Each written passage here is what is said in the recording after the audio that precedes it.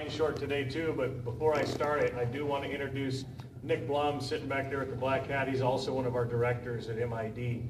So now you have two of us you can pick on versus just me. So now we're going to get to share the load here. Really, the last news of anything since I last came to you guys, we did have a 20% rate increase on the water side. That's for ag customers. It's not going to affect any of the city users. We have the same thing where you can write in for opposition and write in to object to the rate increase. To give you an idea, you need, for us, it's 50% plus one, so majority of the accounts have to write in to oppose. 2 years ago when we put in, I think we got, out of 3,100 accounts, I think we got 14 opposition. Last year we had 9, and this year we had 0. And so we put through a 20% rate increase. The big thing today, you'll read in the paper tomorrow, we've been discussing a successor program to our net metering program. Net metering is the program, if you have rooftop solar on your house, that's the program that allows you to conserve solar energy, and at the end of the year, net that energy production against what you use throughout the year. We're reaching our cap. In fact, we've already hit our cap for what the state mandates we offer that program for, so we're trying to create a successor program. We couldn't get agreement on the board. Pretty much the only agreement we had was the proposal we got from staff on a successor program we didn't think was really viable.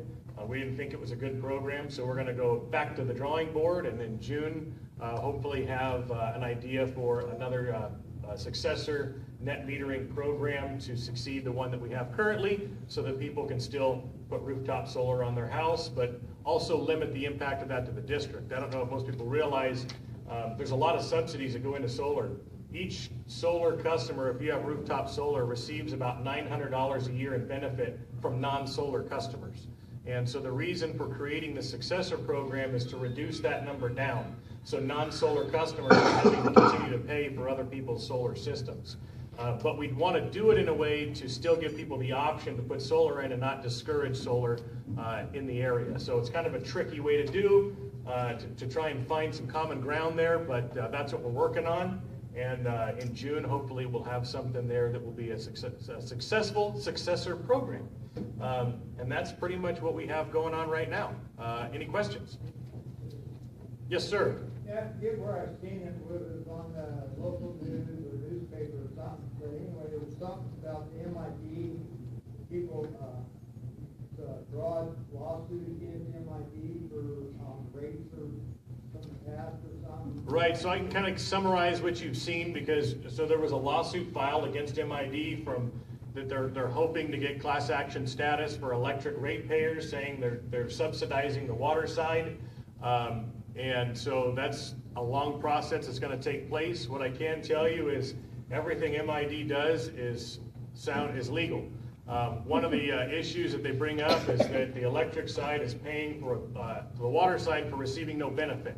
The thing they're attacking is something called the falling water charge. A falling water charge is a fee the electric users pay that credits toward the water side. The reason for that is we said that there's two separate businesses, the water side and the electric side. They're two separate entities.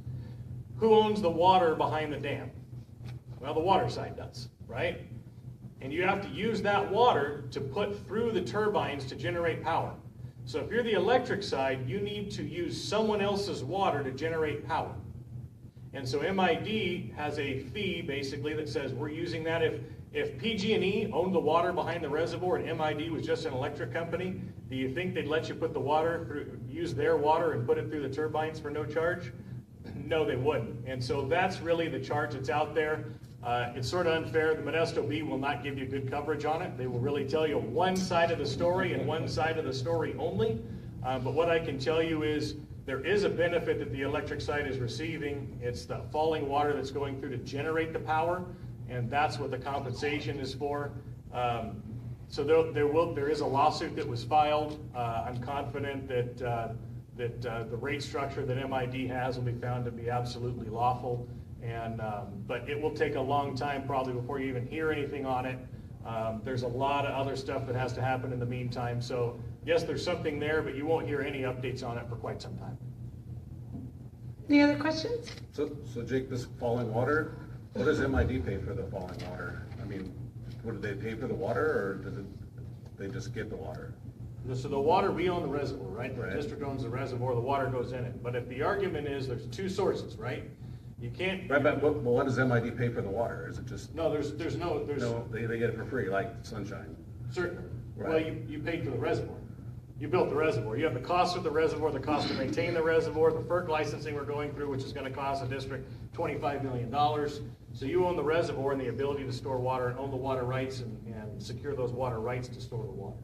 It just seems like it's kind of like the falling sunshine thing that's gonna happen with the solar industry now. Like, Same thing with solar. If you put solar on your house and you generate power, the district has to buy it back from you. You claimed it, it was yours, but that's an asset that you now have, the district has to pay you for it. Because you were able to secure it through your solar panels, you produced more than you were using in your own home, the district is required by law to pay you for it, because you collected sunshine, and you're now selling sunshine to MID, so it's the same thing. Okay, any other questions? Okay, thank you, Jake. Thank you.